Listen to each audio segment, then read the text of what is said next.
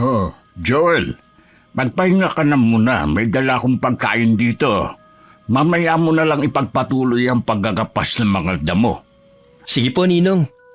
Sa susunod na linggo makakapagsimula na po tayo ng pagtatanim ng mais dito. Pinalad tayo sa nakarang ani natin. Sana ganoon din po sa susunod. Ay, sana nga iyo.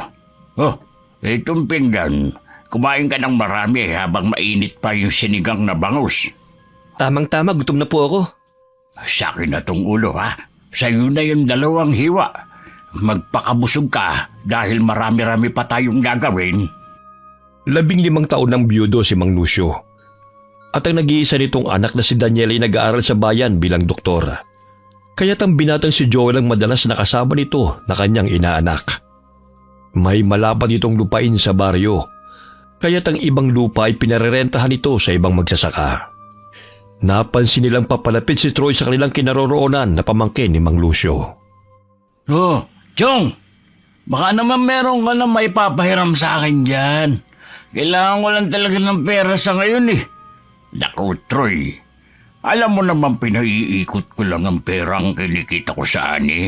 At saka kakapadala ko lang ng pera sa pinsan mo. Dahil bayaran na naman sa eskwelahan. Sus! Ang dami mo pang pasakali.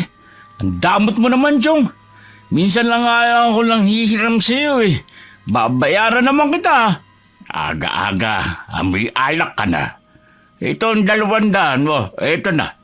Yan lang ang pera ko eh. 200? Kulang to. Dagdagan mo naman. Sa laki ng lupa na pinapaupahan mo, hindi ako naniniwala na wala kang tinaming pera.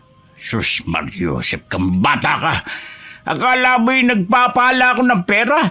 Magtrabaho ka para may pantustos ka sa mga pangangailangan mo. Hindi yung puro alak yan inaatupag mo. Ang dami mo pa sinasabi. Kung ayaw mo akong pautangin, duwag! Ang damot mo! Di ka na naawa sa mahihirap na pamilya mo! Galit na kinuha ng lalaki ang 200 sa kamay ng kanyang tiyuhin. Pagewang-gewang pa itong lumalakad dahil sa kalasingan. Napapailing na lamang si Mang Lucio sa kakapalan ng mukha ng kanyang pamangkin. Kilalang basagulero at lasinggero sa baryo. Sana hindi niyo na lang po siya binigyan ng pera. Ipang-iinom lang niya yun eh. Hindi yan titigil hanggat hindi na pagbibigyan. Palibasa nagmana sa ama niyang puro bisyong inaatupag kaysa magbanat ng buto. Pinag-aaral ng maayos pero pagbubulak-bulang ginawa noon, hindi rin tumutulong sa bukid. Tapos na maghatian sa lupa, siya pa itong may ganang magalit kung bakit maliit na bahagi ng lupa ang napunta sa kanya. Ang malawak na lupa ay napagmamay-ari ko ngayon ay dugot pawis ang pinuhunan namin mag-asawa. Maliit lang ito dati, ngunit dahil sa sipag at tiyaga, kaya lumawak at napaparentahan ko na. Pasalamat nga yang si Troy dahil ang lupang tinitirhan nila ngayon binigay ko sa kanila. Kahit na ibinenta na yon ng kanyang ama sa akin. Sa magkakapatid, iba-iba talaga ang ugali. Yan ang resulta kung hindi nakikinig sa mga nakatatanda. Yang ama ni Troy ay bunso naming kapatid. Kaya't hindi ganong naghirap dahil kaming 4 ang siyang kayod kalabaw sa bukid upang makapag-aral siya. Kaso nga lang imbis na sa matrikula mapupunta ang perang binibigay sa kanya, sa inuman naman ang bagsak. Kaya hindi nakapagtapos sa pag-aaral at hindi rin maaasahan sa bukid. Ayun, hingi na lang ng hingi. Kung hindi ka magbibigay, ikaw pa itong masama. Namatay lang si Mario na katamaran ng pinamana sa mga anak. Inaanak ni Mang Lucio si Joel sa matalik na kaibigan nitong si Manuela. Ang mag-amang siyang pinagkakatiwalaan nito sa maisan at palayan. May bigasan din ito sa palengke. At ang nagbabantay ay ang 2 kapatid ni Joel na sina Mira at Julia. Pamilya na ang turing ni Mang Lucio sa kanila dahil maaasahan niya mga ito sa mga gawain, lalo na pagdating sa pera. Hapon nakasalubong ni Mang Lucio sina Troy at ang mga barkada nito habang nag-iinuman sa lilim ng punong kahoy. Uy! Narito na pala ang galante kong Joel. Chong! Baka naman pwede makahingi ng pandagdag sa pulutan at alak. Ay nako, matulog ka na, Troy. Kaninang umaga ka palasing eh. Sinisira mo lang ang katawa mo sa kakainom ng alak. Paminsan-minsan lang naman eh. Sige na, Chong. Kulang ang 200 na binigay mo kanina eh. Wala na akong pera dito. Mauna na kami. Matulog na kayo kapag naubos nyo na yan. Ang damot-damot. Kala mo naman mauubos ang pera niya. Tayo na, Joel. Hindi na sinagot ni Mang Lucio ang pamangkin dahil alam niya magkakasagutan lamang sila. Naririnig pa nilang malakas na tumatawa si Troy, ngunit matalim itong nakatitig sa kanila habang lumalakad sila palayo. Napalingon ang binata sa lalaki at napansin niyang matalim na tingin ito sa matanda. Ninong, mag-iingat po kayo palagi ha. Alam niyo naman kung gaano kabasagulero yung pamangkin niyo eh. Baka pag-isipan kayo ng masama. Ay, naku. Yun ang hindi niya gagawin. Dahil hindi ko siya uurungan. Kahit matanda na ako'y malakas pa rin ako upang lumaban sa kanya. Huwag lang siyang magkakamali. Sasama po pala ako sa bahay niyo, Ninong. Naiwan ko kasi doon kahapon ang itak ni tatay eh. Ay, sige. Ikunin mo na rin yung isang langka. Hinog na yun eh. Sige po, tsak na matutuwa si nanay. Matapos na makuha ang langka na naroon sa puno, ay agad nang nagpaalam si Joel kay Mang Lucio. Nagulat pa siya nang pagbukas niya ng gate ay bumungad sa kanyang harapan si Troy na nooy may bitbit pang bote ng alak. Ba, sa'yo pala binigay ng Joey ko yung langka na yan? Kahapon ko pa yan hinihingi. Ha? Ba talaga nagagawa ng sip-sip? Sige Troy, uwi na ako. Teka lang! Ano ba ang pinakain mo sa chewing ko? Ha? Bakit gano'n na lamang ang pagmamalasakit niya sa'yo at sa pamilya mo? Parang lahat na lang binibigay niya sa inyo eh. Samantalang kami nakadugo niya, hindi man lang niya napamumudmura ng pera. Turuan mo nga ako, ha? Kung paano mo siya nudo. Hoy, Troy! Magdahan-dahan ka sa pananalita mo ha. Hindi ko inuutos si Ninong. Isa pa, ang lahat ng perang natatanggap namin, sweldo mula sa aming pinagtatrabahuhan. Hindi lang kami basta-basta nangihingi katulad mo. Tumulong ka kasi sa sakahan para magkapera ka. Hindi yung pinagkakainteresan mo ang pera ng iba. Banta ba mong damo ka? Susuntukin na sana niya si Joel, ngunit nakailag ang binata. Dahil sa kalasingan, ay si Troy pa mismo ang napasubsob sa lupa. Ilang sandali nakatulog ito at hindi na muling nakabili sa tindahan. Ay nako, sa kalsada na nakatulog. Wala talagang pakinabang lalaking to. Oh, ano nangyari dito? Ayan po si Troy. Bumagsak dahil sa kalasingan. Nagsiuwian na nga mga kainuman niya pero siya sa tindahan pampunta dalang bote. Pambihirang bata ito. Ako na lang po ang tatawag sa kapatid niya. Hindi na talaga magbabago ang batang ito. Sakit ng ulo ang dulot nito sa kanyang asawa eh. Ang mahirap ay gagayahin din siya ng mga anak niya. Ay, wag naman sana. Ilang sandali dumating sina Joel kasama ang dalawang nakababatang kapatid ni Troy. Pinagtulungan siyang buhati ng mga ito upang iuwi sa kanilang bahay. Araw-araw na lang na nilikha ng Diyos, lasing ang batang yan. Hindi na talaga nadala na muntik na siyang masagasaan noon dahil sa kalasingan. Gusto pa nga akong suntukin eh.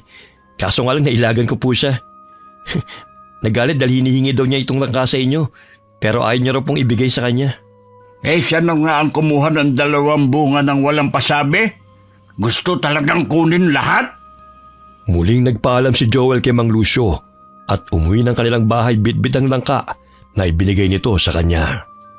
Inabukasan, bigil ang tawa ng binata na mapadaan sa bahay ni na Troy. Nagkataon na may kinukuha ito sa labas ng bahay at napansin ni Joel na may dahon na nakatapal sa noo nito. Nabukulan ito dahil sa tumama ang ulo nito sa bato nang matumba sa lupa. Anong tinitingin-tingin mo, ha? Gusto mo dukutin ko yung mga mata mo?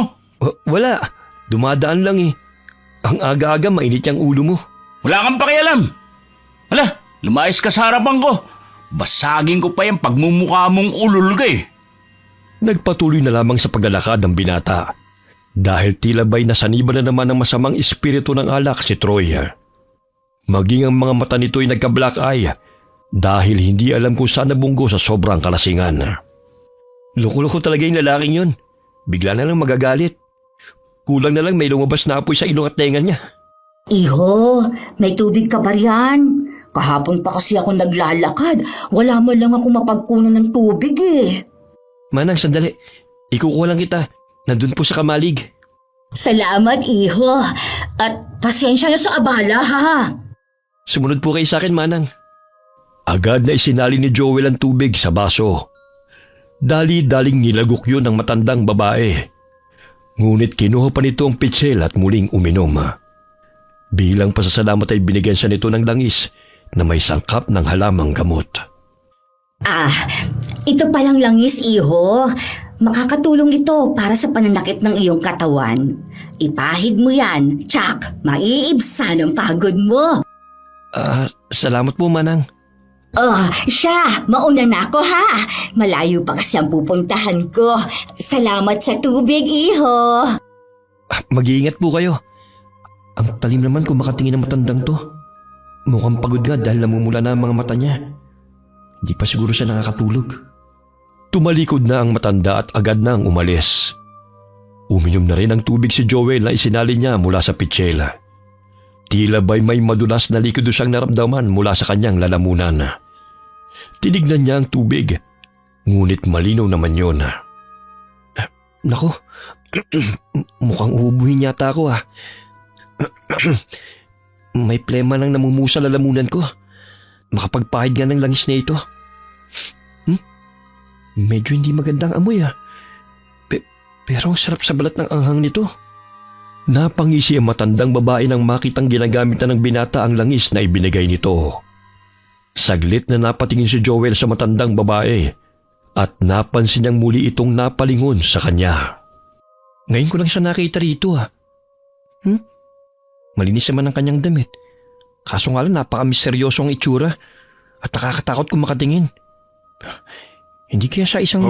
Iho, mabutit nandito ka na. Maya-maya ay dadating na mga abono natin.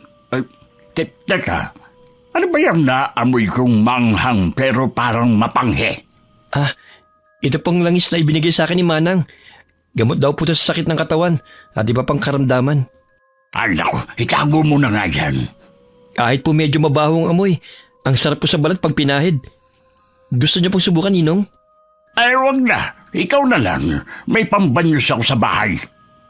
Ilang sandali bumalik si Tandang Lokring sa kamalig nang makita nito si Lucio.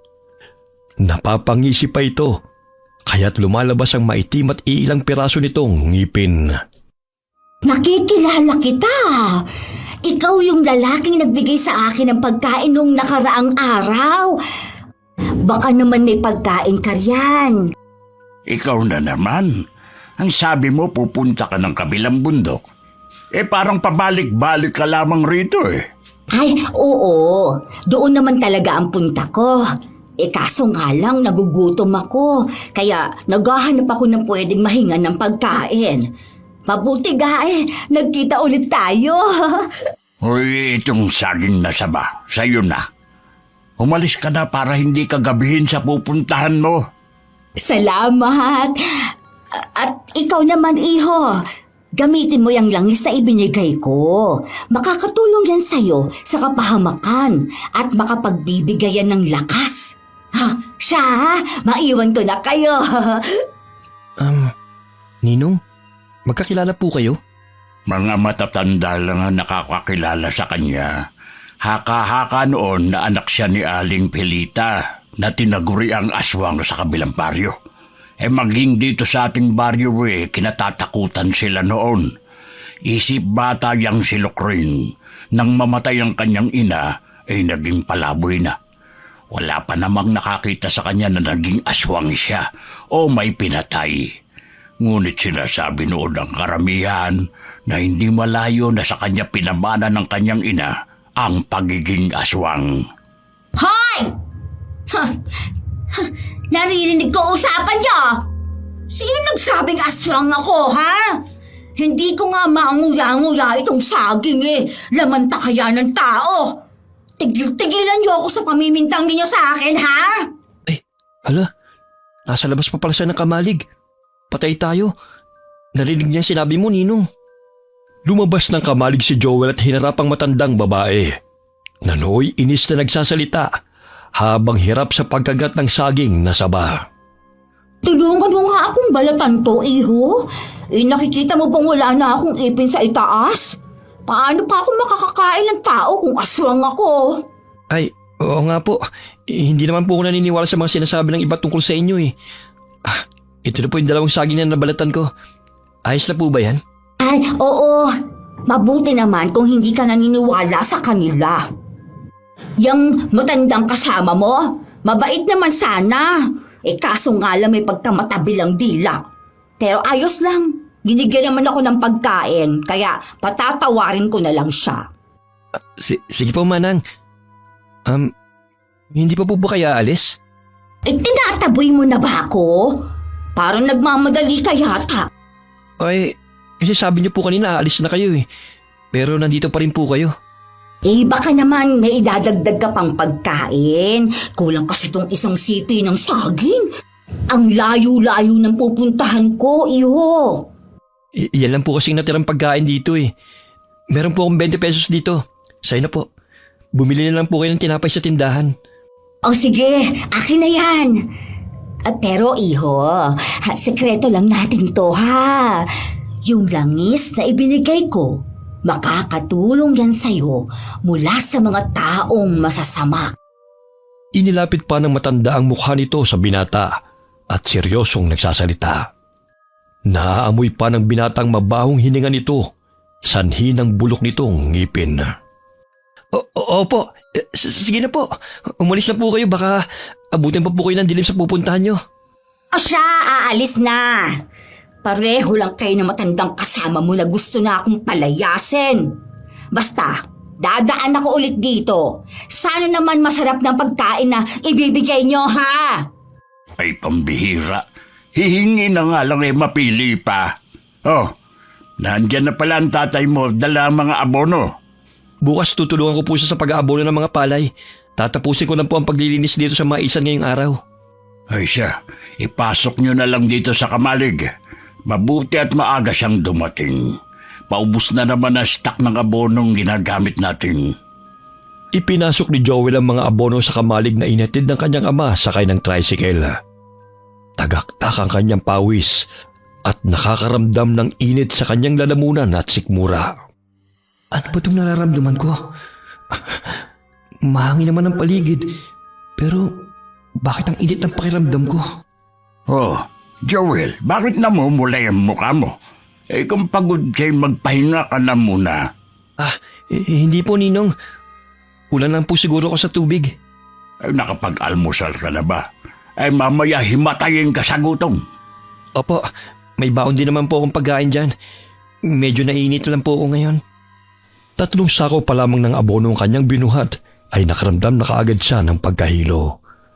Kaya't saglit siyang umupo sa lilim ng kahoy at pinaypayan ang sarili gamit ang sombrero na gawa sa pandana. Ilang sandali uminom siya ng tubig at naubos niya ang laman ng pitsela. Unti-unting bumuti ang kanyang pakiramdam at nagsimula ng maglinis ng maisan. Kinagabihan, tila kumulo na naman ang kanyang sikmura. Animoy hinahaluka yun kaya't kinuha niya ang bote ng langis at ipinahid sa kanyang tiyan. Aray, parang kinakabagan yata ako .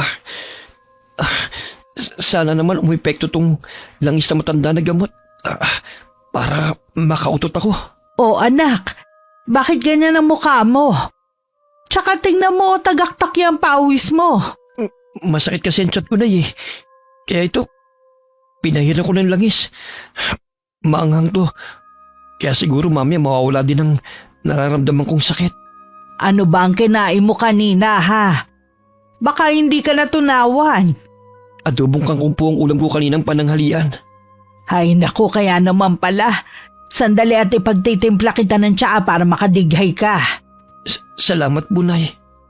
Iniabot ni Aling Perlang mainit na tsaa kay Joel. Agad niya itong ininom kahit napakainit pa nito. Ilang sandali dumighay siya at napakabaho ng amoy ng hangin na lumabas sa kanyang bibig. Ano ba yan, anak? Amoy bulok na itlog ang hininga mo. Dighay ang ginawa mo, pero amoy utot. Medyo nawala pong sakit ng tiyan ko, Nay. Pero yung mga kalamnan ko, ramdam kong umiinit. Ganyan talaga kapag bugbog ang katawan sa trabaho. Bukas wag ka na munang pumanik ng bukid. Si Totoy na lang ang sasama sa tatay mo sa pag-aabono. Magpahinga ka na muna rito sa bahay, ha? Mamaya mapano ka pa ron eh. Sige po, Nay. Matulog ka na. Samantala, napapangisi si Aling Lokring habang ginagala ang paningin sa kagubatan. Umuusal siya ng mga kataga habang tumatawa na mag-isa. Sa gabing ito, magsisimula na ang lakas na nananalaytay sa kanyang katawan at ang pagtubo ng binhi na napunla sa loob ng binata. Nararamdaman ko ang kanyang enerhiya. Magiging ganap na rin siyang aswang sa kabilugan ng buwan. Makakatulong yun sa kanya sa panganib na nagbabadya sa kanyang paligid. Hoy, babae! Bakit ka nagtatago dyan sa gubat? Ang magandang babaeng na katulad mo, hindi dapat tinatabunan ng mga daon. At sino naman itong lalaking ito? Siya pa lang ang tumawag sa akin na maganda, ha? Umarap ka nga sa akin. Alam mo bang mahilig ako sa mga babaeng mahaba ang buhok at maganda, ha? Hoy! Ibitiwan mo nga ako! Aray! Aray! Lumayo ka sa akin! Makibot ka ba, ha? Bakit nandito ka sa dilim? Siguro sinusundan mo ako, no? Hoy, lalaki! Hindi kita sinusundan. Kanina pa ako nandito at nagpapahinga, ano? Ang baho mo! Ha? Ha? Umayos ka nga sa harapan ko! Nandilat ang mga mata ni Troy ng maaninang kulubot na mukha ni Tandang Lokring nang humarap ito. Dahil sa kalasingan ni napagkamalan niya itong magandang babae. Mahaba ang mayabong na buhok nito at kulay itim sa kabila ng katandaan nito. Ay, demonyo na nagkatawan tao! Bulisit ka! Kapag nakatalikod parang biren, kung nakaharap mukhang sigbin! Ikaw itong lumapit at yumakap sa akin eh! Manyakis ng lalaki ka! Ambisyosa ka! Hindi ito pinagnanasaan! Sa pangit mong yan! Bakit mo ako niyakap kung wala kang intensyon sa akin? Salbahe kang damuho ka ah! Hala! Layas! Lumayas ka sa harapan ko! Aray! Aray! Aray! Sakit! Tama na yung pagkakambas mo sa akin! Pagnanasaan mo pa ako ha? Salbahe ka! Isusumbong kita kay nanay! Sa tanda mong yan? Buhay pa nanay mo? Siguro kalansay na yun! Andun siya sa puntod niya! Isusumbong kita kapag nakabisita ako sa kanya! Walang hiya kang lalaki ka! Diyan ka na nga! Pangit na baliw pa!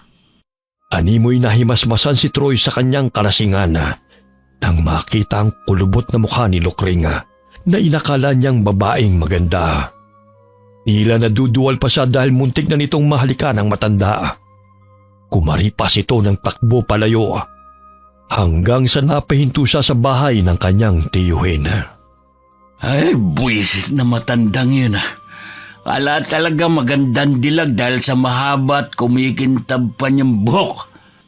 Nabudol ako ron ah. Teka, mukhang may hihiraman na naman ako ng pera. Gabi na may grasya pang dumadating. Nang makalis ang taong dala ang 10 sako ng bigas sakay ng jeep, ay dali-daling pinuntahan ni Troy ang tiyuhin bago pa man ito na isara ang gate. Chong, baka naman meron ka na dyan.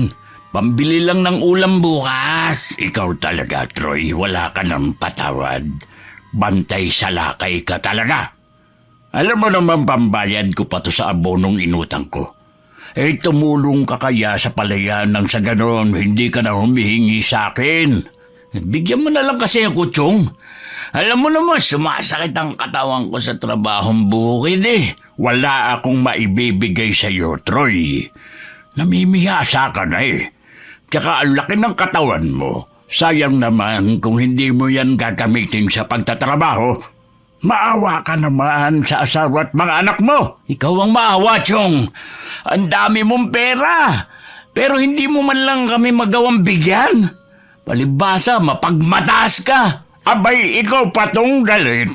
Samantalang ikaw itong batugan. Ang perang natanggap ko ngayon ay may pinaglalaan ng mga bayarin. Palibasa, umaasa ka lang sa binibigay sa'yo. Ang inutang mo nga sa akin na 2,000 noong isang buwan, hindi mo naman binayaran. Ngayon, mangungutang ka na naman. Ginawa mo na akong bangko. Parang may pinapatago ka sa akin kapag nangihingi ka. Madamot ka talagang matanda ka. Matapobre ka. May araw ka rin. Malis ka na nga rito. Magbanat ka ng buto kung gusto mo magkapera. Kayo na nga tong tinutulungan. Sa akin pa kayo galit. Ang gusto mo ay ibigay kagad ang lahat ng hinihingi mo. Dahil sa pagkayamot ay sinarado ni Mang Lucio ang gate at tinalikuran ng bastos niyang pamangkin. Punyumang kamao ni Troya habang timbagang napatingala sa bahay ng tiyuhin. Pagsisisihan mo ang ginawa mong to sa akin, matanda ka. Kala mo kung sino ka na, ha? Pues, hindi mo na mapakikinabangal ang kayamanan mo dahil mapapasakin na ang pera mo, tanda! Umuwi si Troy ng bahay at nadatnan nito ang asawa na nag-iimpake ng mga gamit. Hindi na nakayanan ng asawa nito ang katamaran ng lalaki at puro paglalasing na lamang ang inaatupag. Imbis na ito ang magtrabaho, ang asawa pa nito nagkakandakuba sa paghahanap buhay. Bit-bit nito ang anak sakay ng tricycle at tuluyan ang iniwan si Troy. Kinabukasan, kahit medyo masama ang pakiramdam ay pumunta ng palayan si Joel. Kahit na nakainom na ng gamot para sa sakit ng katawan, ay hindi pa rin ito umiepekto. Akala ko ba masama ang pakiramdam mo, iyo? Magpahinga ka na lang muna. Nandito naman ang tatay at kapatid mo. Masalo pong sumasakit ang katawan ko kung nandun lang po ako sa bahay na nakahiga eh. Kaya ka naman po magtrabaho, Ninong. Basta kapag nakaramdam ka ng pagod, magpahinga ka. Huwag mong pilitin ang sarili mo, baka lumala pa yung nararamdaman mo. Si Troy yun ah. Bakit ang sama ng tingin niya sa atin? Hayaan mo na ang batang yan. Walang hiya at bastos. Nagkasagutan kami kagabi. Ako pa ang pinalalabas na masama, gayong siya na nga itong humihingi ng pera. Basta Ninong, mag-iingat po kayo. Si Raulo po yung pamangkin yung yan eh. Huwag lang talaga siya magkakamali dahil hindi ako magdadalawang isip na labanan siya. Hindi sa lahat ng oras ay mapagbibigyan ko sila gayong hindi naman sila nagsusumikap. Ako pa ang pinalalabas nilang masama sa kwento nila sa ibang tao. Kahit ano pong gawin nilang paninira sa inyo, hindi naman sila pinaniniwalaan ng mga tao eh. Matapos mag-abono ng mga pananim ay sumama si Joel kay Mang Lucio sa bahay nito. Sapagkat ihahanda pa nila mga sako ng bigas na dadalhin sa bayan kinabukasan. Dahil sa pagod ay nakatulog ang binata sa bodega nang hindi niya namamalayan. Napabalikwasan ng bangon ng marinig ang garalgal na boses ni Mang Lucio. Sumilip siya sa pintuan ng bodega at naninaw niyang may 5 kalalakihang naroon habang may bitbit na patalima at binubugbog si Mang Lucio. Bagamat naging pamilyar ang boses ng 2 lalaki sa kanyang pandinig, nakatakip ng tela ang mukha ng mga ito upang hindi sila makilala. Hoy, tanda! Ibigay mo sa amin yung pera! Sa lawak ng lupain at dami ng sakang pinarerenta mo, natitiyak ko, marami ka nang naimbak na pera. Well, wala akong pera rito, mga Ginoo. Sa katunayan, naibayad ko na sa abono na inutang ko rin. Sinungaling! Alam mo, Hindi ako magdadalawang isip na gilitan ka ng leeg kung magmamatigas ka. Nawawala ang respeto ko sa mga taong madamot. Ito lang 5,000. Yan lang ang nasa bulsa ko. Yan lang talaga ang perang meron ako. Sinungaling!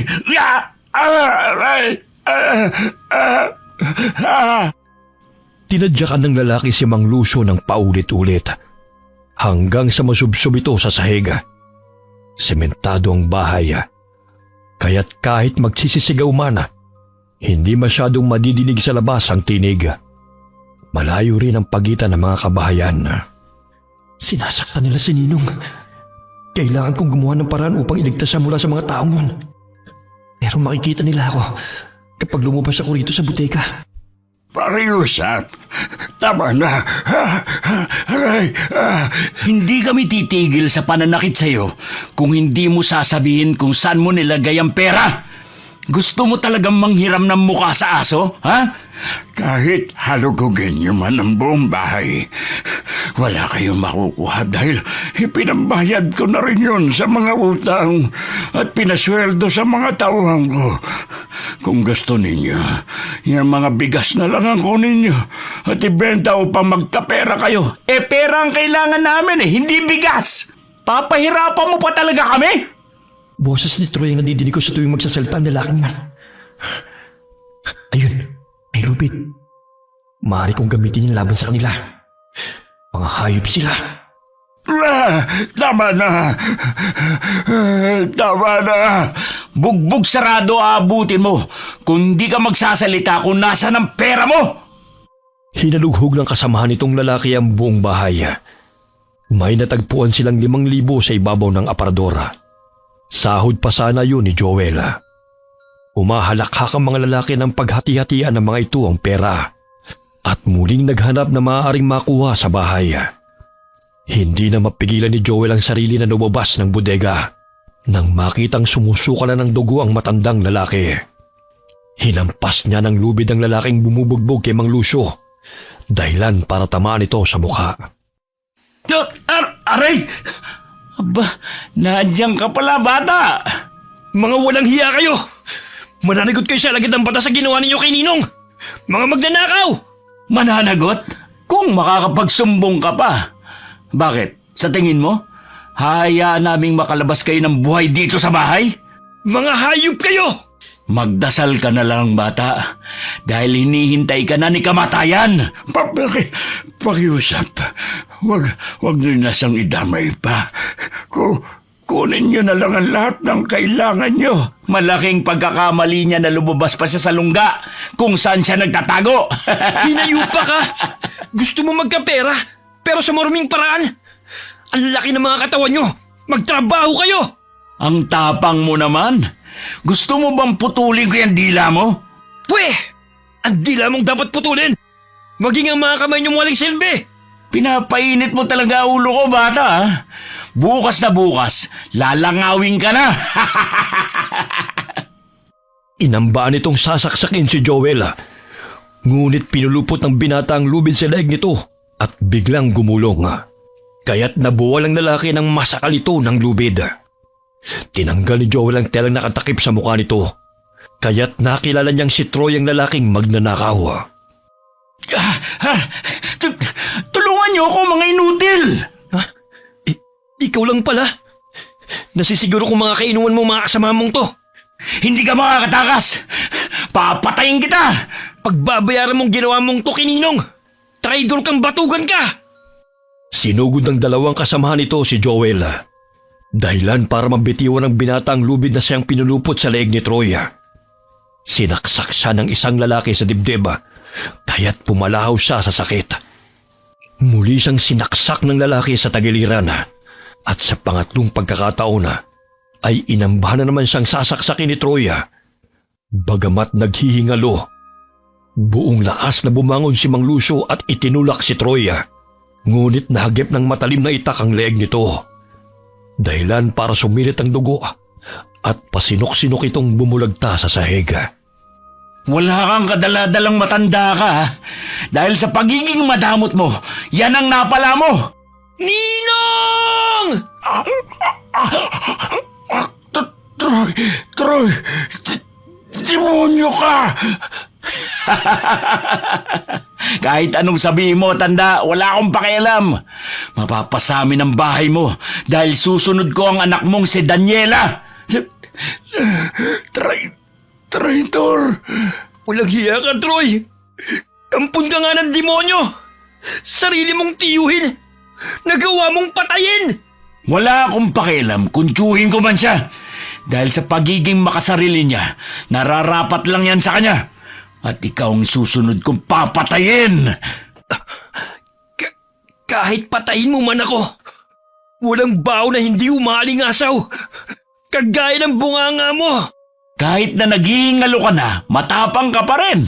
Huwag kang mag-alala. Maya-maya lang, makakasama mo na sina Chong at kamatayan. Hindi ka patatahimikin ang konsensya mo. Mananagot kayong lahat. At paano naman nila malalaman? Wala nga tumulong sa inyo rito, di ba? Ang tanga mo naman, bata! Sinabunutan ni Troy si Joel at pangising inilapat ang patalim nito sa leeg ng binata. Ngunit bigla nitong binitiwan si Joel nang mapansin na nag-iba ang itsura nito.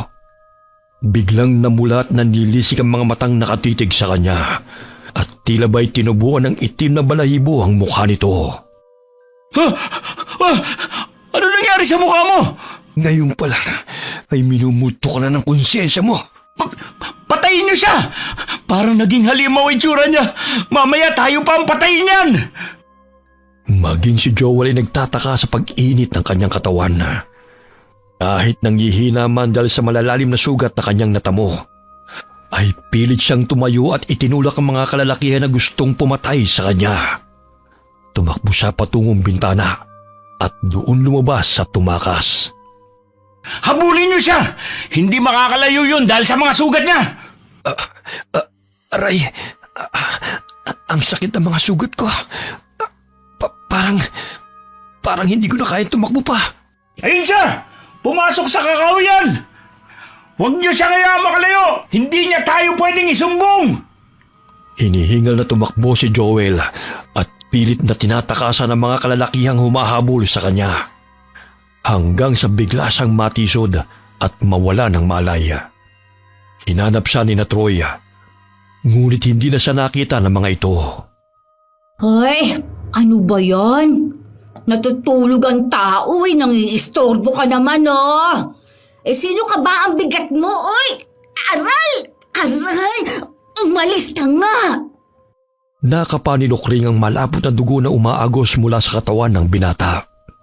Kaya't hinila niya ito upang ilapag sa tanahiban. Sa tulong ng liwanag ng buwan ay nakilala niya ang binatang si Joel na madalas niyang hingian ng pagkain. Kaya't ginamot kaagad nito ang malalim na sugat ng binata.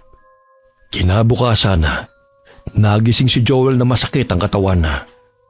Nagulat siya nang makita si Lukring na naroon sa kanyang tabi na tinatapalan ng dahon ng sugat niya sa dibdib. Kamatayan? Ikaw na ba yan? Sino kamatayan? Ako to! Si Lokring! Lukring? Ibig sabihin, buhay pa ako? Bakit? Gusto mo ba na mamatay na? Ay, huwag ka muna magpupumilit na bumangon. Malalim ang natamo mong sugat, hay. Kailangan ko pa yung gamutin. Ray, ang sakit ng dibdib at tagiliran ko. Mabuti na lang at natagpuan kita. Kung hindi, namatay ka na. Eto inumin mong tubig. Ano ba to? Ang baho naman. Pwede mo naman sigurong hugasan ang lalagyan mo. Ang dumi. Huwag ka nang maarte. Malinis naman yung tubig. Nakuha ko mula yan sa kawayan dito sa gubat. Tsaka, yung basong yan, ipinamana pa sa akin ng nanay ko na ibinigay pa ng lola ko. Kaya huwag ka nang umarte pa dyan. Uminom ka na para lumakas ka. Nakita niyo ba yung mga lalaking humahabol sa akin? Hindi. Ikaw lang tong nang istorbo ng tulog ko. Pambihira ka. Bakit naman kasi gabi na'y gumagala ka pa sa gubat? Kaya ka siguro pinagtripan ng mga may kagagawan yan sa'yo, ano? Hindi naman ako gumagala eh. Tumakas ako dahil gusto rin nila akong patayin. Kailangan kong bumalik sa baryo para panagutin ang mga taong pumatay kay Ninong Lucio at may kagagawa nito sa akin. Magpagaling at magpalakas ka muna. Hindi mo sila matatalo kung nangihina ka pa. Dumito ka na lang muna. Walang makakakita sa'yo rito. Ilang araw na natili si Joel sa gubat kasama si Tandang Lokring. Madalas siyang naiiwan sa kubo na ginawa ng matanda upang doon siya pansamantalang mamalagi. Dinadalan siya nito ng pagkain tuwing hapon o sumapit ang gabi kung kailan siya makakabalik sa naturang gubat. Kabilugan ng buwan. Tumayo siya mula sa pagkakahiga nang makaramdam ng pag-init ng katawan. Tila mapupunit ang kanyang balat. Napansin niyang tila ba'y tinutubuan siya ng itim na balahibo sa kanyang dibdib at humahaba ang kanyang tenga. Aray, ano nangyayari sa akin? Bakit parang humahaba ang tenga ko? Gising ka na pala. May dala akong papaya rito. Kumain ka na muna. Manang, ano pong nangyayari sa akin? Bakit tinutubuan ako ng makapalabalahibo sa katawan? At nag-iibang itsura ko? Kabilugan ng buwan ngayon, kaya ka nagkaganyan. Pero huwag ka mag-alala, naninibago ka lang. Ano pong nangyayari sa akin? Anong ginawa niyo? Hindi ko sinasadyang mayanggaw ka. Nainom mo ang tubig na nalawayan ko eh. Pasensya na ha. Sa sobrang uhaw ko talaga noon sa pitsel na ako uminom. Ano? Nayanggaw? Aswang ka nga. Oo, pero hindi ko sinasadya. Pambihira naman oh. Baka naman may paraan pa para maalis ang pagiging aswang ko. Wala na. Tuluyan na napunta sa katawan mo ang laway eh. Tsaka magpasalamat ka nga. Dahil sa pagyanggaw ko sa'yo, nabuhay ka pa. Dahil kung hindi, matagal ka nang naaagnas dahil sa lalim at dami ng saksak mo sa katawan. Paano na ako ngayon? Matatakot ang mga tao kapag nakita ko sa ganitong anyo. Isa pa, totoo ngang sinabi noon ni Ninong na aswang ka nga. Makukontrol mo naman ang sarili mo eh. Hindi lahat ng aswang kumakain ng laman ng tao. Kundi magkakaroon ka lang ng lakas. Malay mo. Yan pang makakatulong sa'yo upang matalo mo ang kalaban mo. Tsaka hayaan mo, mamaya lang babalik ka na rin sa normal. Ayoko maging aswang. Wala ka nang magagawa. Nariyan na yan eh. Tanggapin mo na lang na ganyan ka na. Wala nang nagawa si Joel kundi ang manatili ng ilang araw sa gubat upang magpagaling. Gusto niyang magpagamot sa albularyo, kaya't napagpasahan niyang umuwi sa kanilang bahay. Nadatnan niya ang kanyang inang si Perla sa kusina. Nay? Joel, anak, saan ka ba nanggaling bata ka? Ano nangyari sa'yo? Umupo ka rito. Sandali lang at isasara ko muna ang bintana at mga kurtina. Bakit naman? Ikaw ang suspect sa pagkamatay ng ninong mo. At pinaghahanap ka ngayon ng mga otoridad. Saan ka ba nagsusuot na bata ka ha? Bakit ganyan ang itsura mo? Suspect? Pati nga ako muntik ng patay ng mga magnanakaw na yun eh. Tignan niyo po itong dibdib at tagiliran ko. Silang sumaksak nito sa akin. Ikaw ang itinuturo na pumatay kay Lucio. Dahil ikaw ang huling nakita na kasama niya. Nawawala ang mga alahas niya. Sina Troy at ang mga kasama niya, sigurado ako. Ang tarantado ngang yun ang nagturo sa iyo eh. Kailangan ko muna magtago, Nay. Gayong akong pinagbibintangan ng mga otoridad. May araw din sa akin ang Troy na yon at ang mga kasama niyang pumatay kay Ninong. Anak, saan ka naman pupunta? Huwag ka mag-alala, Nay. Kaya ko pong sarili ko. Patutunayan ko sa mga tao na hindi akong pumaslang kay Ninong. Hindi ako magnanakaw, kundi ang mga pamangkin niya na gustong umangkin sa kanyang mga ari-arian. Pati ang buhay ng anak niya si Daniela ay nanganganib din. Alam kong hindi mo magagawang patayin si Lucio dahil pamilya na ang turing niya sa atin. Maging kami rito hindi nakatakas sa pang-uusig ng mga tao. Maging si Daniela, hindi makapaniwalang magagawa mo yun sa ninong mo. Hindi naman talaga akong pumatay kundi ang walang yan Troy na yun. Aalis na po ako, Nay. Bago pa may makakita sa akin dito. Mag-iingat ka, anak, ha? Matipid ng ngiti ang tugon ng binata sa kanyang ina at agad na umalis. Nakasalubong niya sa daan si Troya at nagtama ang kanilang paningin. Buhay ka? Bakit? Akala mo ba inuud na ako? Sa akin mo pa pinaako ang kasalanan mong hayop ka? Pagbabayaran mong ginawa mong tukininong Lucio at sa akin. Yun ay kung paniniwalaan ka pa ng mga tao, lalo na ng pinsang kong si Daniela. Ikaw ang tinuturo ng mga tao na pumaslang kay tanda. Hayop ka, Troy. Tarantado ka. Hinding-hindi ka na makakabalik rito dahil mainit ka na sa mga tao, maging sa mga kapulisan. Yan ang akala mo. Hindi man aayon ng batas sa akin. Ako mismong sisingil sa inyo sa pagkamatay ni Ninong. Aray! Hindi ako makahinga! Ay, biniwan mo ako! Papatayin kitang hayop ka! Nanilisik ang mga mata ni Joel habang sinasakal niya si Troya. Bagamat may mga taong papalapit sa kanilang kinaroroonan, kaya't binitiwan niya ang lalaki. Siniswerte ka pa rin hayop ka. Sa susunod nating pagkikita, hindi lamang yan ang aabutin mo. Traidor! Tulungan niyo ako! Dakpin niyo siya! Siya ang pumatay kay Chong! Sinungaling! Ikaw ang pumatay dahil gusto mo makuha ang lahat ng pera niya!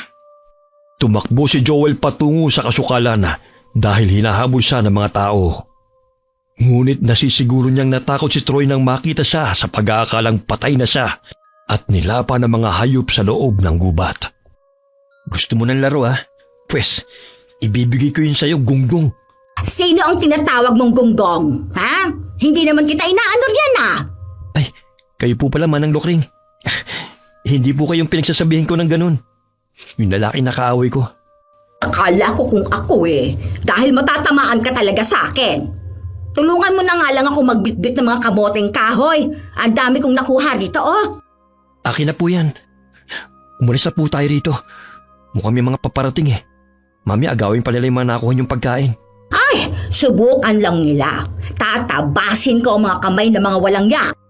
Tayo na nga po. Uminit na naman yung ulo niyo Alam kong gutom na naman kayo kapag nanlilisik na naman yung mga mata niyo. Kanina pa ako gutom. Hindi kasi ako nakapananghalian Palubog na ang araw hindi pa ako kumakain. Tutulungan ko na po kayo magluto nito. Gutom na rin po ako Wala bang pagkain sa pinuntahan mo? Wala po Ay, ano ba yan? Bakit wala? Inubos kasi ng mga mandurugas Ituturo ko po sa inyo kung sino siya sa susunod na pagkikita namin. Nagkita pala kami kanina nung lalaking gustong pumatay sa akin. Akalain niyo yun? Ako pa ang pinapalabas na pumatay kay Ninong. Pinaghahanap na daw po ko ng mga kapulisan. Nadaanan ko nga kanina na may lamay sa bahay ng lalaking madalas na nagbibigay ng pagkain sa akin. Siya yung pinatay, si Ninong Lucio. Ha? Bakit ngayon mo lang sinabi? Sinabi ko po sa inyo, no? Ay, nakalimutan ko siguro. Kailangan kong hanapin ang pumaslang sa kanya. Kaya pala, hindi ko na siya nakikita sa palayan at wala nang nagbibigay sa akin ng pagkain. Manang, tulungan niyo po ako. Pagbabayarin natin yung mga taong pumatay sa kanya. Nanganganib din po kasi yung buhay ng kanyang anak. Kayo, malaya kayong nakakagala sa baryo. Samantalang ako'y pinaghahanap ng mga tao at otoridad. Nakikiusap po ako sa inyo na bantayan niyo po yung anak niya. Hindi ko naman kilala yon. Di ba alam niyo naman po yung bahay ni Ninong? Yung sinabi niyong matandang lalaki na nagbibigay sa inyo ng pagkain? Kung maaari po manmanan niyo po yung bahay niya. Para naman malaman natin kung may masamang balak sila kay Daniela. O sige, hahanapin ko ang Daniela na yan ha. Basta kailangan bigyan niya ako ng pagkain ha. Kaibiganin niyo po siya. Mabait yun. Muling nanatili sa gubat si Joel kasama si Tandang Nukring. Habang si Troy naman ay hindi mapakali dahil mabibisto ng mga kababaryo na siya ang tunay na salarin sa pagpatay kay Mang Lucio. Dahil buhay pa si Joel sa pag-aakalang patay na ito dahil sa matinding pinsala na natamo nito. Lintik, buhay si Joel. Kailangan nating hanapin ang gunggong na yun bago pa tayo maunahan na magsabi sa mga otoridad. Paano siya nabuhay? Gayong ang lalim ng pagkakasaksak ko sa kanyang dibdib at tagiliran. Malapusa rin pala ang mokong na yun eh. Sa gubat siya nagtatago, kaya kailangan natin siyang hanapin doon. Mapapawalang bisa ang pagkakalat natin na siya ang pumaslang kay Chong. Tsaka sa akin naiiwan ni Daniela mga pinaparentahang sakahan dahil galit siya sa pamilya ni Joel. Mga walang saysay ang lahat ng pinaghirapan natin kung mananatiling buhay ang Joel na yun. O siya, sasabihan ko yung mga tropa na maghanda mamaya. Puputulin ko na ang leeg ng ulol na yun para masiguro kung patay siya. Kuyumang kamaong nagngingit-ngit sa galit si Troy nang maalalang muling pagkikita nila ni Joel. Hindi niya sukat akalain na sa dami ng saksak nito sa katawan ay nakayanan pa ng binata na makaligtas. Sumapit ang araw ng libing ni Mang Lucio at dumalo si Tandang Nukring. Nakilala niya si Daniela na pinababantay ni Joel sa kanya. Si Joel naman ay nagkukubli sa kakahuyan habang tinatanaw ang mga taong dumadalo sa libing. Nakita niya roon ang kaibigan ni Troy na si Nanding na siyang naalala niyang sumaksak sa kanya sa dibdib. Kasama pa nito ang 3 pinsan habang nag-uusap. Matapos ang libing ni Mang Lucio, ay agad na umuwi sina Daniela sa kanilang bahay kasama ang mga pinsan nito. Bagamat habang naglalakad ay tumabi si Tandang Nukring sa kanya at nakipag-usap. Ikaw siguro si Daniela, ano? Ay, napakaganda mong bata. Alam mo bang mabait yung tatay mo? Madalas niya akong pinipigyan ng pagkain sa tuwing nakakasalubong ko sa daan. Hoy, tanda! Layon mo nga yung pinsan ko. Baka mahawa pa sa kapangitan at baho mo. Aha! Natatandaan kitang lalaki ka!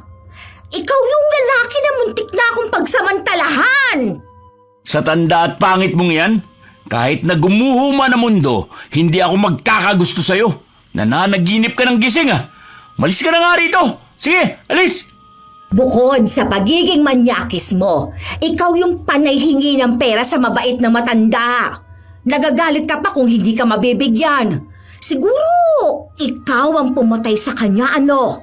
Aba, ako pa ang pagbibintangan mo Umalis ka rito, tandang baliw! Oh, bakit nagagalit ka? Baka naman totoo na ikaw ang pumatay sa mabait na matanda. Dahil gusto mong kunin ang pera niya. Naaamoy ko ang sama ng ugali mo. Mabaho pa kaysa sa akin.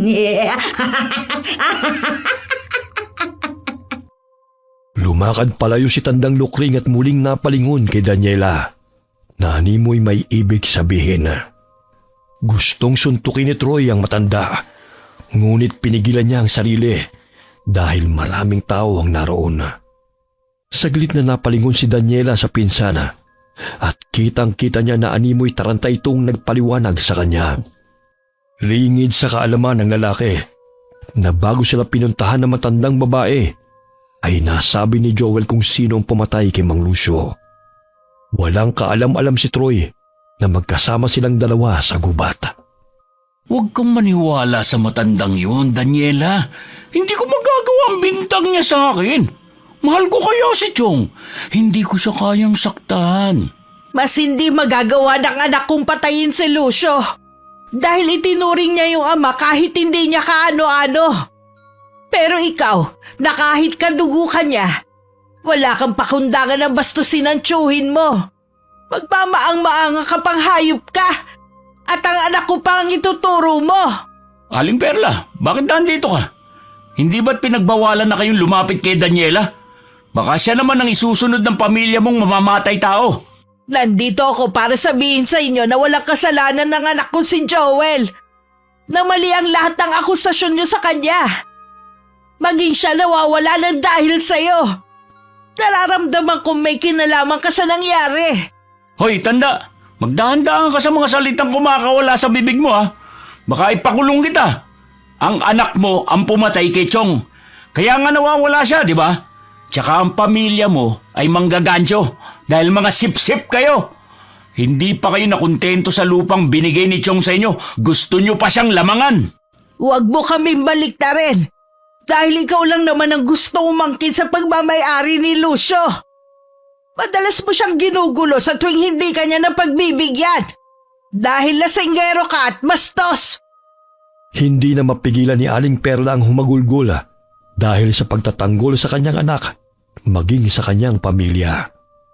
Naging mabuti silang tauhan ni Mang Lucio, ngunit sila patong pinagbibintangan ng masama.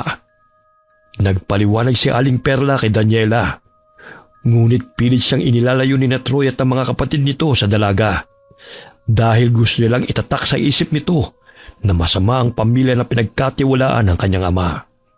Nakita ni Joel mula sa kanyang pinagkukublihan ang pagtulak ni Troy sa kanyang ina. Gusto niyang sugurin ng lalaki, ngunit pinigilan siya ni Tandang Nukring.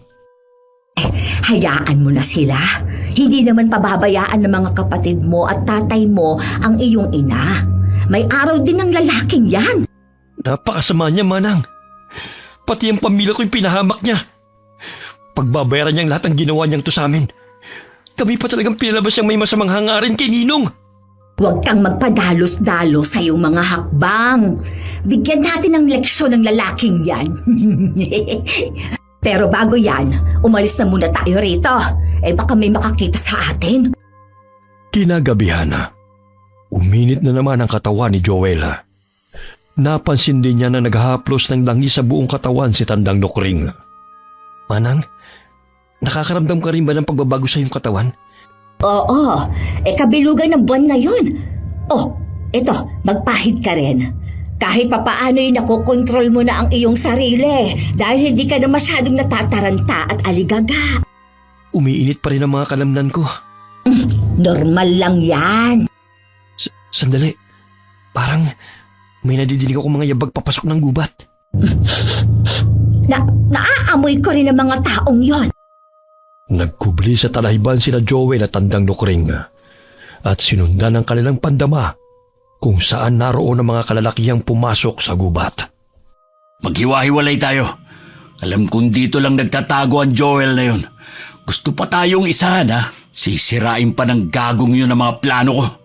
Akala ko talaga patay na yun eh. Pambihira na nabuhay pa ang gunggong na yun. Kaya kung sino man sa inyo ang makakita sa kanya, gilitan nyo kagad ng leeg o di kaya putulin nyo na yung ulo. Huwag na natin bigyan ng pagkakataong buhayin ng lalaking yon. Naitatak na sa isip ng mga tao na siyang pumatay kay Chong. Kaya dapat hindi tayo mabisto. Basta huwag mong kalimutan yung hatian natin ha. Sus, yun lang pala eh. Sa akin na iniwan ni Daniela mga pinaparentahang sakahan. Kaya tiba-tiba na tayo. Tsaka yung bahay niya, sa amin pansamantalang iniwan. At kapag nagkatsyempo na naman, yung maganda kong pinsan ang isusunod na ibabaon natin sa lupa. Makuha lang niya ang pera sa bangko. Napakatalino mo talaga, tol. O siya, doon na kayo banda. At sa kaliwa naman kami. Basta, patayin niyo na ang Joel na yon para wala na tayong problema. Narinig niyo yun, Manang. Pinagpaplanuhan nilang patayin si Daniela. Walang hiya talagang lalaking yun. Oo naman, hindi naman ako bingi eh. Lumuso pa talaga sila dito sa gubat. Pwes, paglalaroan natin sila. Sige, gusto ko yan. Ako nang bahala sa Troy na yan. Pero huwag niyo siyang papatayin kagad. Dahil papaaminin pa natin sa krimen na kanilang ginawa. Hindi siya pwedeng mamatay na hindi nalilinis ang pangalan ko. Huwag kang mag-alala. Ako ang bahala. Nagulat si Joel nang unti-unting nagbago ang itsura ni Tandang Nukring. Tila kawangis ito ang aso na may mahabang buhok at pasinghot-singhot pa ito. Alam mo bang naaakit daw siya sa mahahaba ang buhok? Sa tingin mo ba, maaakit pa siya sa itsura kong ito? Siyempre hindi. Dahil matatakot siya sa inyo. Gusto kong malaman kung hanggang saan ang tapang niya. Basta alalahanin niyo na hindi siya pwede mamatay kagad, Manang. Oo naman. Siya. Ikaw na ang bahalang manakot sa ibang kasamahan niya. Mag-iingat kayo. May mga patalim silang dala.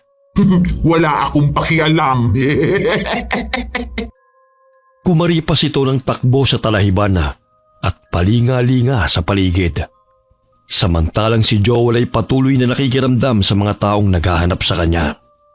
May mga kaluskos ako naririnig. Ayun, may anino ako nakikita. Doon siya sa banda ron nagtatago. Sigurado ka bang nandito siya? Paano kung mababangis na hayop lang palang nandito at namamalikmata ka lang sa mga nakita mo? Anong namamalikmata? Nagkaharap kaming dalawa at sinakal pa ako ng hayop na yun. Dito ko siya banda nakitang pumasok. Kaya't sigurado kung dito siya nagtatago. Talasan mo na lang mga mata mo. Dahil nandyan lang siya sa paligid. Malakas ang palakas sa mga kaluskus doon. Baka natakot na siya sa atin. Sige, tumakbo ka hanggat gusto mo. Isang malaking pagkakamali mo kung bakit nagpakita ka pa sa baryo. Akala mo talaga masisira mo lahat ng plano ko, ha? Pues, ngayon pa lang sasabihin ko na sa'yo, wala ka na magagawa dahil kapalaran ko ng yumaman at ikaw itinadhanang mamatay. Kanina ang tapang mong sugurin ako, ha? Lumabas ka na sa lungga na pinagtataguan mo, bata! Nandito na ako!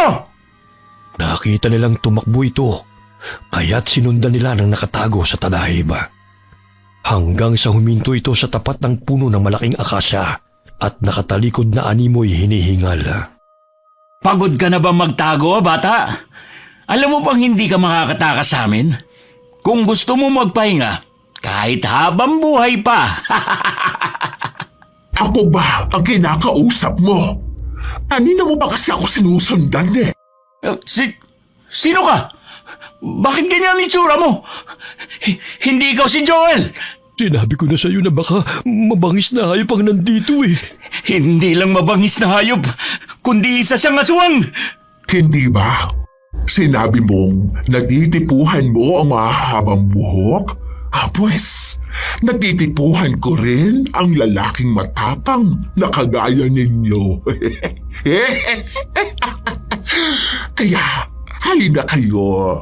Gusto ko angkinin niyo ko.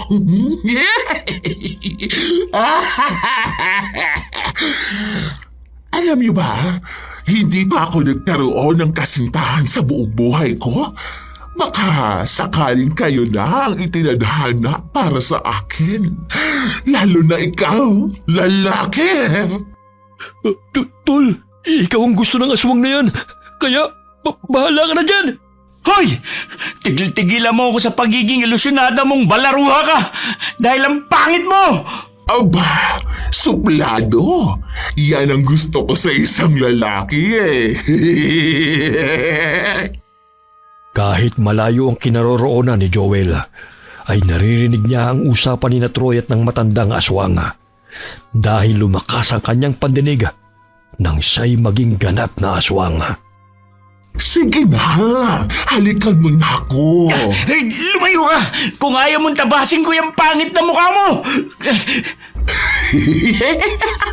Hindi ko na palalampasin ang pagkakataon na makatikim ng lalaki sa buhay ko. Lalo ka na. Umalis ka sa harapan ko! Alis! Hinataw ni Troy ng itak ang matandang aswang, ngunit maliksi itong nakailaga. Gamit ang mahaba nitong buhok, ay pumulupot yun sa paa ng dalawang lalaki at ibinitin sila ng patiwarek. Huwag na huwag ninyo akong galitin dahil wala akong patawad sa mga taong kinamumuhian ko. Pero kung ibinibigay naman ang aking gusto, hindi ko naman pinapatay. Tol, pumayag ka na kasing makipaghalikan sa kanya. Mamaya patayin yan. Mas gugustuhin ko pa mamatay kesa makipaghalikan sa kanya. Talaga ba? Akala mo ba hindi ko alam na kayong pumatay sa matandang lalaki na inilibing kanina? Sinong matandang lalaki? Anong pinagsasabi mo? Magmamaang-maangan ka pa? Kung ayaw mong ikalat ko sa baryo ang katotohanan, kailangang sundin mong lahat ng kagustuhan ko. Dahil kung hindi, mawawala ang lahat ng tinatamasa mo ngayon. Sino ka bang aswang ka? Hindi ko alam ang mga sinasabi mo. Inilapit ni Tandang Nukring ang malaki niyang bunganga sa nakabiting patiwarik na si Troy. Siniil niya ito ng halik hanggang sa mahirapang huminga ang lalaki. Ilang sandali tumigil din siya at nasisihang makita ang reaksyon ng lalaki. Chupe! Ang baho ng hininga mo! Ya! Ganito pala ang pakiramdam ng halik. Abay, ang tamis na labi mo, ha? Lumayo ka sa akin! Chupe! Umalis ka! Yang kasama ko na lang ang halika mo! Sigurado magugustuhan mo siya! Bakit ako? Ikaw tong natipuan niya eh. Hoy! Aswang! Layuan mo ako! Halos mahimatay si Troy nang ibagsak siya ng matandang aswang at muling siniil ng halik. Habang isang kasama nito'y itinali ng aswang sa puno ng akasya. Pakiusap, huwag mo akong pagsamantalaan! Bitawan mo ko! Pinapainit mo kasi ang katawan ko. Lalo akong ginaganahan kapag nagtatapang-tapangan ka. Bitawan mo ko! Hayop ka! Grabe naman si Manang. Piniglaruan talaga niya si Troy. Sandali, may paparating. Boses ni Troy yun Punta natin sila. Baka nakita na nila si Joel. Kailangan ko magpakita sa kanila. Hindi pwedeng lahat sila nandun sa kinaroroonan ni Manang. Lumabas ng pinagkukublian si Joel at nagpakita sa tatlong lalaki na naghahanap sa kanya. Wari tumakbo siya ng dahan-dahan at nagkunwaring natisod. Si Joel! Hulihin niyo siya! Diyan ka lang pala nagtatago Pinahirapan mo pa kami. Ano bang kailangan niyo sa akin? Wala naman akong kasalanan sa inyo Ang kasalanan mo lang naman sa amin ay nabuhay ka pa. Bakit? Dahil natatakot kayo mabunyag ang katotohanan na kayong utak sa pagkamatay ni Ninong? Pagbabayaran yung pagpasalang niyo sa kanya at sa pagsira niyo sa buhay ng pamilya ko. Maging sila'y pinaratangan ng kung ano-ano dahil sa kawalang hiya niyo. Ang daldal mo rin pala, Joel. Sabihin mo na kung anong gusto mo sabihin ngayon. Dahil sa pagkakataong ito, ibabaong ka na namin sa limot. Yan ay kung papayagan ko kayo. Tumingala si Joel sa bilog at maliwanag na buwan. Unti-unting humaba ang kanyang tenga at nguso na animoy mahalin tulad sa aso. Tinubuan din ng mayayabong na itim na balahibo ang kanyang dibdib dahilan na napatras ang dalawang kalalakihan nang makita siya ng mga ito. Anong nangyayari sa mukha mo? Bakit ka nagkakaganyan? Nang dahil sa inyo kaya ako nagtabi nito. Ngayon yung pairalin ng inyong tapang. Naging aswang ka? Kayo ng pamilya mo lahi ng aswang? Hindi. Ako lang ang ganito. Dahil sa tulong ng mababangis na hayop dito sa gubat. Bakit parang takot na kayo sa akin ngayon? Huwag ka lalapit. Isasaksak ko sa yung patalim na ito. Eh di saksak mo. Akala mo ba'y natatakot ako sa inyo? Sisip-sipin ko lahat ng dugo ninyo. At sisimutin ko ang lahat ng inyong laman loob. Patayin niyo siya! Naduwag na ang mga kasama mo. Hindi na kayo makakalabas ng buhay dito sa gubat. Malaking pagkakamali nyo ng tumungtong sa teritoryo ko. Hoy, kayong dalawa! Ano pang hinihintay nyo? Patayin niyo siya! Nanginginig ang mga kamay na hinataw ng dalawang kalalakihan ng aswang na si Joel. Ngunit nakailag ang binatang aswang at malakas niyang tinadyakan ng dalawang lalaki na muntik nang sumaksak sa kanya. Hinawakan niya ang paa ng mga ito at paulit-ulit na ibinagsak sa lupa. Dahilan namang hina ang dalawang kalaban nito. Kinuha niya ang mga patalim at hinabol ang lalaking tumatakas. Saan ka pupunta? Pakiusap. Huwag mo akong saktan. Si Troy. Si Troy ang singilin mo sa lahat ng atraso niya sa'yo. Siya naman ang mastermind ng lahat ng ito Siya nag-utos sa amin na pagnakawan si Mang Lucio kapalit ng pera na makukuha namin. Sa mga tao at kapulisan mo yan ipaliwanag. Lilinisin niyo ang pangalan ko. Dahil kung hindi, dudukutin ko ang puso mo at ipapakain ko sa mababangis na hayop dito sa gubat. Naiintindihan mo ba ako? Oo. Basta't huwag mo lang akong papatayin, pakiusap. Maging ang pamilya ko'y kinamumuhian ng mga tao dahil sa agagawa niyo. Hindi ako papayag na sisirain lamang yung reputasyon ng aking pamilya dahil sa pansariling interes sa mga batugan at walang hiyang katulad niyo. Pakiusap, ilayo mo yung itak sa leg ko. Kating-kati na ang kamay kong gilitan ka ng leeg. Maawa ka. Pakiusap, huwag mo kong patayin. Bibitiwan na sana ng binatang aswang ang lalaki. Ngunit malakas siyang hinampas ng kasama nito sa likod gamit ang malaking sanga ng kahoy. Dahilan para magulat siya at ihagis ang lalaki na kanyang sinasakal. tumilapon ito't nabunggo sa puno at nawala ng malaya. Gusto niyo talaga ng laban? Pwes, hindi ko kayo uurungan. Sige, lumapit ka! Dahil babalatan kita ng buhay, aswang ka! Kayo ang babalatan ko ng buhaya at ipapalata ko sa mababangis na hayop dito sa gubat. Isa ka palang halimaw, Joel! Sa kabila ng pagiging tahimik mo noon, may lihim ka palang tinatago! Tarantado ka talaga. Ako pa talagang palalabasin yung masama. Kayo na nga ito nagpahamak sa akin. Kinutusan ni Joel ang lalaki dahil sa inis. Muli niya itong sinampala nang magsalita pa itong muli. Isang salita pa. Hihilahin ko na talaga yung dila mo. Oh, kumusta kayo rito? Mukhang nagkakainitan kayo rito, ha? Ito kasi mga damuhong ito pinapainit ang ulo ko. Siya, dalhin mo na yung mga lalaking yan doon sa lugar na pinagdalahan ko doon sa dalawa. Ay, naku, napakasarap palang halikan ng Troy na yon, ha? Amoy alak lang ang bunganga pero siya ang mas masarap sa kanilang dalawa. O baka gusto mo rin ng tatlong ito, Manang, ha? Siya, dalhin mo na sila roon para matikman ko. Saan niyo kami dadalhin? Aray! Bitawan mo ako! Huwag na maraming pangtanong, ha? Naririndi na ako sa boss ninyo. May kasama ka pang aswang? Pamilya ng aswang pala kayo! Ang daldal lang isang yan, ha? Siya ang isusunod ko mamaya pagdating natin sa kubo. Narinig mong sinabi niya, Manang? Ikaw daw ang isusunod niya. Dahil ang ingay-ingay mo. Anong gagawin niyo sa akin? Huwag! Maawa kayo sa akin! Si Troy ang singilin niyo dahil napagutusan lang ako! Huwag ka na magpaliwanag pa. Dahil mamaya ang hatulin niyo. Ang hihina ng dalawang yon, iho. Akalain mo nahimatay ka agad. Bakit naman ang isang yan palaban? Ikaw nang bahala sa kanya, Manang.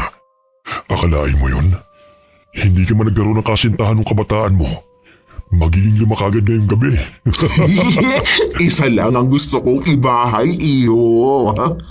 Baka magselos ang iba. Aba, may ganun? Iba ka rin, Manang, ha?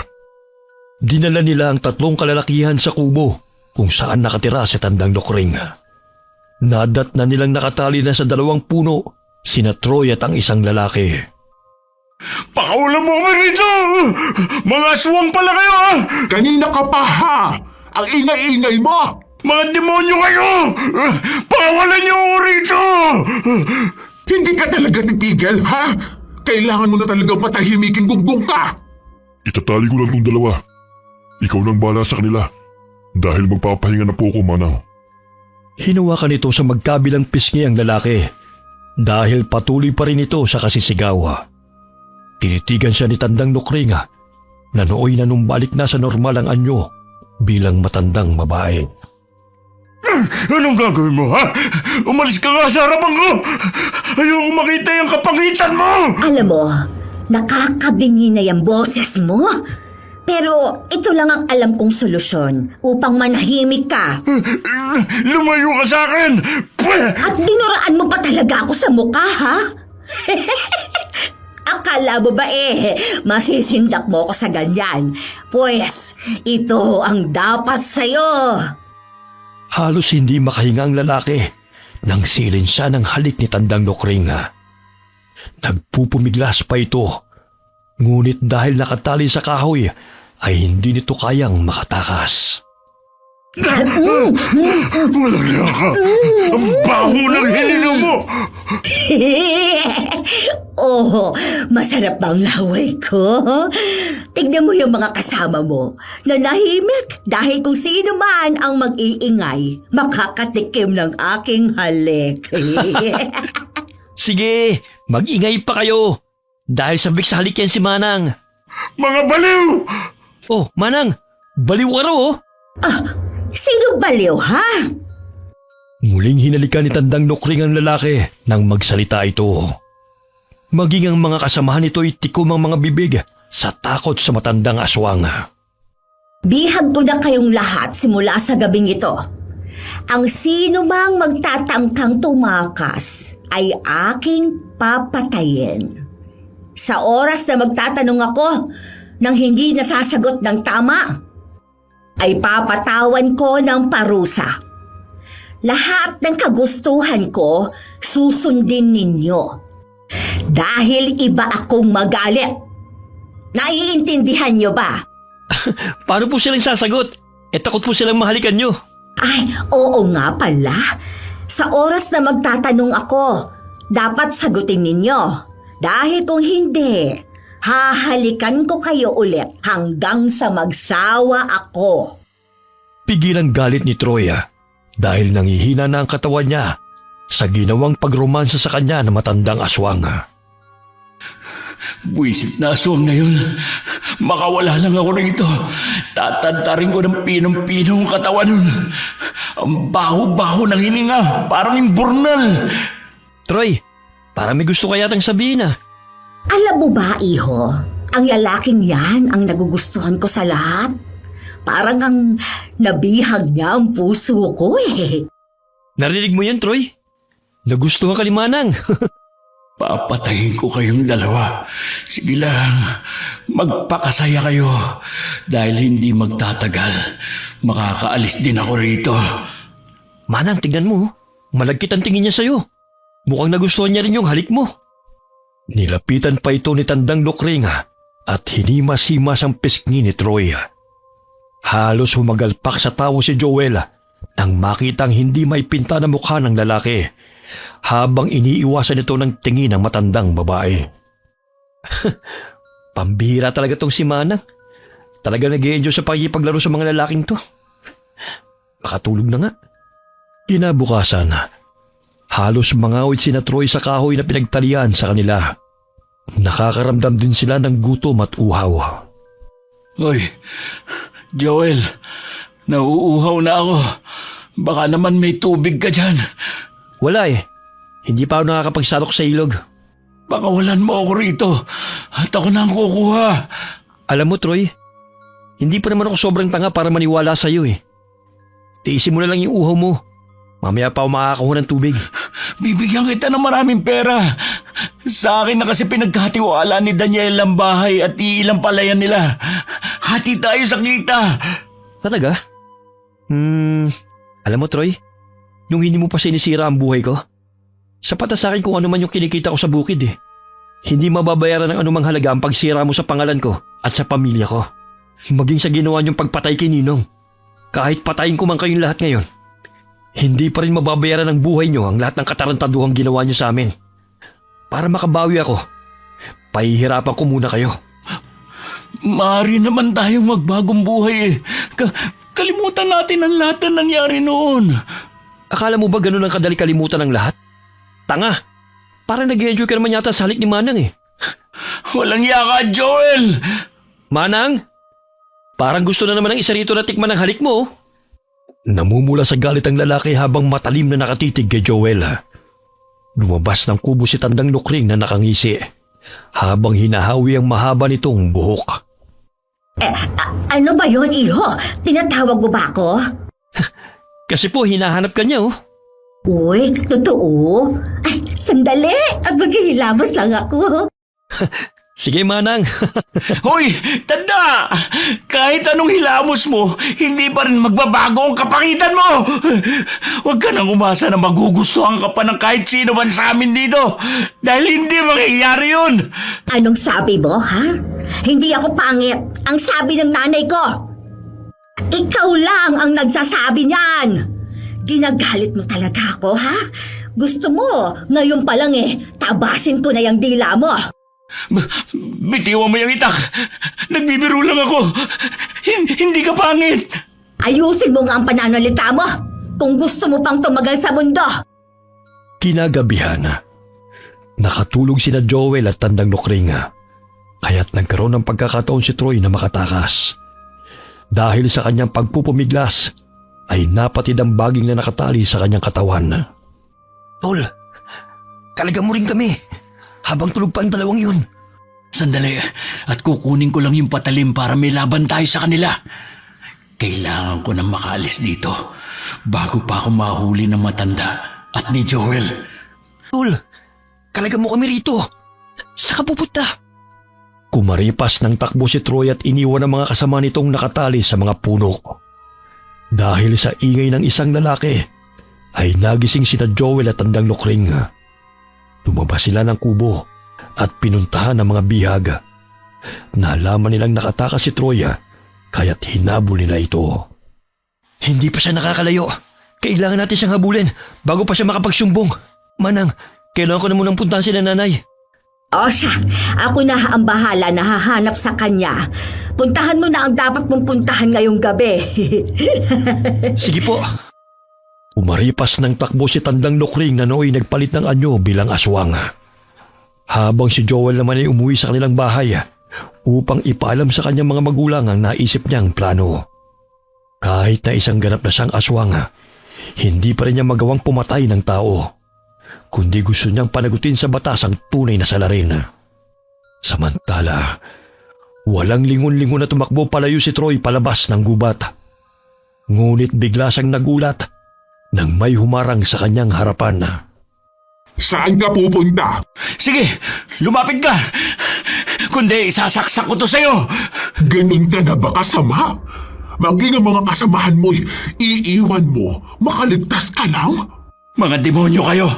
Nararapat lang na patayin ng Joel na yon! Ikaw ang mas masahol pa sa demonyo! Dahil mamamatay tao ka! Hindi kami katulad mo! Normal kang ang tinuringan. Pero ang itim ng budhi mo at wala kang awa! Maging ikaw papatayin ko kung hindi ka aalis sa harapan ko!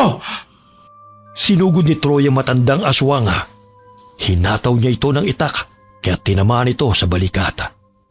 Sinabunutan pa niya ito kaya nagpagulong-gulong sila sa damuhan. Hindi ka nasisigatan pa ng araw na aswang ka!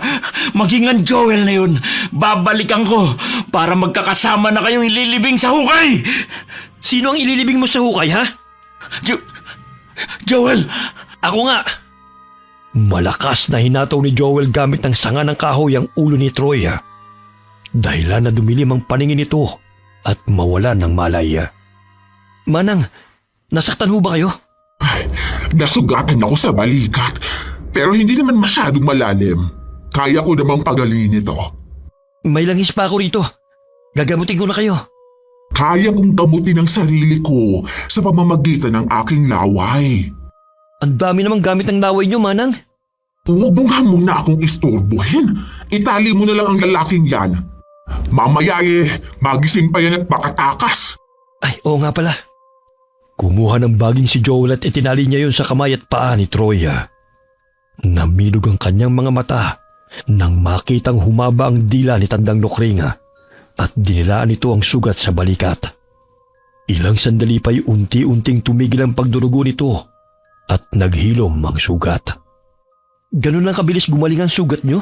Ay oo, basta hindi lang tanso ang makakasugat sa ating mga aswang.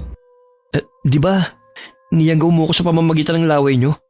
Di, magiging aswang din sila, Troy, dahil siniil mo siya ng halik? Hindi ko naman sila inusala ng orasyon kaya't hindi sila naging aswang. Ayokong maging aswang sila dahil gagamitin nila ang kanilang lakas laban sa atin.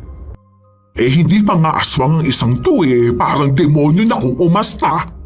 Sa bagay, parang leader pa nga ng mga demonyo Kinarga ni Joel si Troy patungo sa isang madilim na silid at pinaupo sa silya. Ilang sandali pa'y binuhusan sa ni Lokring ng malamig na tubig upang mahimasmasan. Mabuti! At gising ka na! Nasaan ako? Anong gagawin mo sa akin? Nandito ka sa lugar kung saan tayong dalawa lamang. Pero kung gusto mong palayain kita at makabalik ng baryong tinitirhan mo, sabihin mo sa akin ang katotohanan. Kung bakit mo pinatay ang matandang lalaki na palaging nagbibigay sa akin ng pagkain. Ilang beses ko nang sinabi sa iyo na hindi ako ang pumatay sa kanya, kundi si Joel. Hindi ka ba nagsisinungaling yan? Bakit ako magsisinungaling? Hindi nga ako pumatay sa kanya Bakit? Sinabi ng mga kasamahan mong ikaw daw ang utak sa pagkamatay niya. Hindi nga ako. Ang kulit mo rin no? Inilapit ni Tandang Lukring ang kanyang mukha sa mukha ni Troy at akmang hahalikan niya ito. Nandidilat pa ang mga mata ng lalaki at pinilig-pilig pa nito ang ulo. Sige na, sasabihin ko na ang totoo. Basta ilayo mo na yung mukha mo sa akin. Ako ang pumatay kay Chong Lucio. Kinuha kong pera at mga alahas niya dahil ayaw niya akong pautangin. Pakawalan mo na ako rito dahil nasabi ko na sa iyo lahat. Mabuti naman inamin mo rin. Sa ating dalawa, ikaw ang halangang kaluluwa. Ipapako mo sa akin ang ginawa mong kagaguhan kay Ninong? Maging sa pagsira mo sa buhay ko at sa pamilya ko? Dahil sa katamaran mo, nagawa mong pumatay ng inosenteng tao. Anong ibig sabihin nito? Daniela, mga sir. Nandito silang lahat para marinig mismo sa bibig mo ang katotohanan. Tsaka huwag ka na mag-alala. Umamin na rin yung mga kasamaan mo na trinidor mo. Mga sir, sila huliin nyo, hindi ako. Pambablackmail lang ginawa nila sa akin. Maniwala kayo. Aswang si Joel. Aswang siya. At ang matandang yan. Daniela, pinsan, wala akong kasalanan. Maniwala kayo sa akin. Nagulat si Troy nang biglang lumiwanag ang silid at naroon ang pinsan niyang si Daniela at ang dalawang pulis na kaibigan nito. Maging ang mga magulang ni Joel ay naroon din. Dinampot ng mga kapulisan si Troy at ang mga kasamahan nitong salarin sa pagkamatay ni Mang Lucio. Ganun na lamang ang paghingi ng paumanhin ni Daniela na naniwala sa sinabi ng kanyang mga pinsana upang maangkin lamang ang mga ari-arian ng yumao nitong ama. Anak, miss na miss ka na namin. Sa wakas nagkaroon din ng hustisya ang lahat. Tingnan mo, nangangayayat na ang katawan mo. Umuwi ka na sa bahay upang makakain ka naman ng maayos. Naku, Nay. Hindi naman po ako pinabayaan ni Manang Lukring Siya pong tumulong sa akin nung nasa gubat ako. Lukring, salamat sa lahat ng tulong mo sa akin, anak. Malaki ang utang na loob namin sa iyo. Mahigpit na niyakap ni Aling Perla si Tandang Lukring. Hindi lingid sa kalaman ang ginangan tungkol sa kwento noon sa matandang babae. Ngunit hindi naging hadlang ang pagiging aswang ni Lukring upang makatulong sa taong nasa bingit ng kamatayan. Pakiusap mga sir. Huwag niyo akong dalhin sa presinto. Hindi ako salarin. Yung matanda si Joel. Mga aswang sila. Muntik na nila kami lapain sa gubat. Maniwala kayo. Naku! Harapin mo yung mga preso sa bilibid. Doon ka magtapang-tapangan, Troy. Gusto ko sanang asawahin ni Manang Kaso na turn off na siya sa'yo. Bibisitahin na lang kita sa presinto, Troy, kapag may panahon ako. Mga walang hiya kayo. Pakawalan niyo ako rito. Tuluyan ng pinusasan sina Troy at ang mga kasamahan nito. Napatunayan sa korte na si Troy ang utak ng krimen at ang apat na kasamahan nito. Dahil na rin sila mismo ang naglaglagan at nadiin si Troy sa kaso. Nakabalik sa baryo si Joel at muling pinagkatiwalaan ni Daniela sa lahat ng palayan na pinagkatiwalaan ng ama nito kina Joel.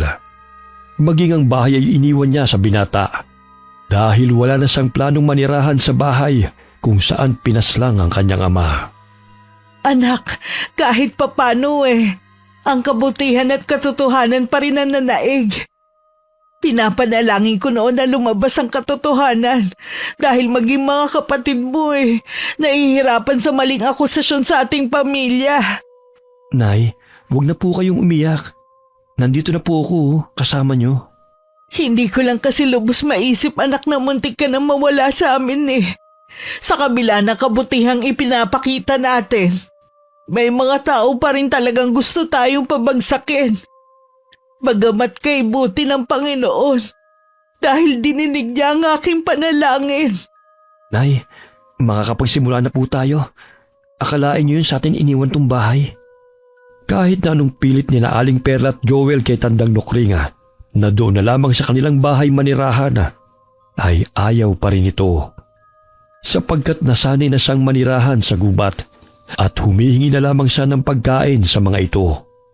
Sa tulong ng kaibigang albularyo ni Aling Perla, ay ginamot ito si Joel mula sa pagiging aswang. Dahil hindi pa naman ito nakakatikim ng dugo, kaya't napadali ang pagpapalabas ng naipunla sa katawan nito. Hanggang sa tuluyan na itong gumaling. Bagamat hindi niya makakalimutan ang karanasan na minsan siyang naging aswang. Wakas,